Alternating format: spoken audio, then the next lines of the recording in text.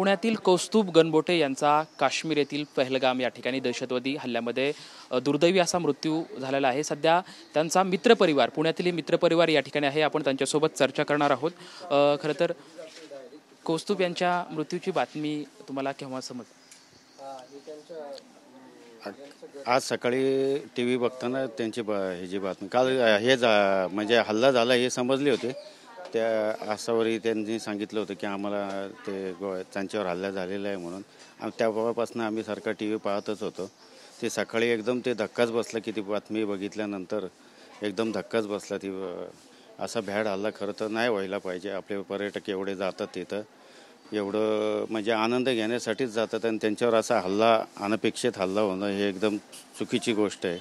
आणि कौस्तुभ गणबोटे आमचे एकदम लहानपणापासूनचे मित्र आहेत आणि त्यांनी कसं आत्तापर्यंत उभं केलं हे आम्ही डोळ्यांनी बघितलेलं आहे। एकदम शून्यातनं त्यांनी सगळं विश्व निर्माण केलं। कधी कोणाला चांगलंच मार्गदर्शन त्यांनी आजपर्यंत केलं, कधी कोणाविषयी कधी वाईट नाही, कधी काही नाही। आणि अशा माणसावर असं हे होणं ते खरं आमच्या सर्व मंडळावीर तानाजी मंडळ वगैरे आमची सगळी मित्रमंडळी आहेत। आमच्या मंडळासाठी त्यांनी पण भरपूर योगदान त्यांचं होतं त्यांचं। आणि एवढ्या ह्याच्यासाठी त्यांनी असं अचानक घडल्यामुळं आम्हालासुद्धा आता काही सुचत नाही, शॉकच बसलेला आहे आम्हालासुद्धा काही सुचत नाही की नेमकं म्हणजे असं एखादी व्यक्ती अजून नाही आहे आमच्यात, असं आम्हाला अजून पण त्याच्यावर विश्वास बसत नाही आहे। तर अतिशय दुर्दैवी अशी घटना आहे। काश्मीरला जाण्यापूर्वी किंवा काश्मीरला गेल्यानंतर काय तुमचा शेवटचा संवाद झालेला होता? नाही, ते एकदा तिकडे गेल्यावर नाही संवाद झाला। आधी जाण्याच्या आधी म्हटले होते की जाणार आहे मी फिरायला वगैरे म्हणून, बस तेवढंच विषय झाला। कारण काय रोडला दुकानं असल्यामुळं आम्ही जाता येतं त्यांची भेट वगैरे घ्यायचो।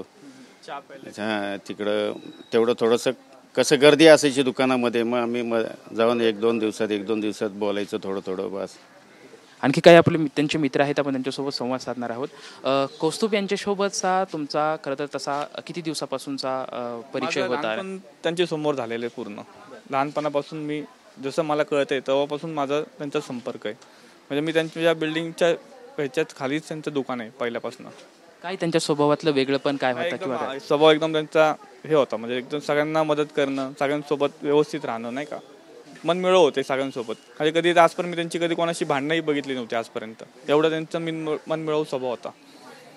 ही घटना तुम्हाला कशी कळली आणि काय? रात्री न्यूजमध्येच कळालं होतं आम्हाला, पण असं वाटलं होतं की ते जखमी म्हणून आम्हाला सांगितलं होतं। पण सकाळी जेव्हा आम्हाला बातमी बघितली तेव्हा आम्हाला खूप हे वाटलं, शॉकिंग न्यूज वाटली।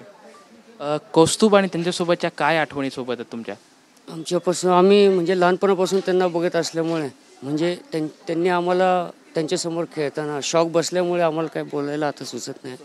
तर थोडं आपण पाहू शकतो की त्यांचा जो मित्रपरिवार आहे तो सध्या खूप दुःखामध्ये आहे। खूप दुर्दैवी आणि दुःखद घटना आहे। सध्या आपण बघतोय की या कौस्तुभ परिवार असेल किंवा त्यांचा मित्रपरिवार यांच्या सर्व परिवारावरती हा दुःखाचा डोंगर आपल्याला कोसळताना सुद्धा पाहायला मिळतो। कॅमेरामॅन सुशांत राऊत सोबत लक्ष्मण जाधव, TV9 मराठी, पुणे।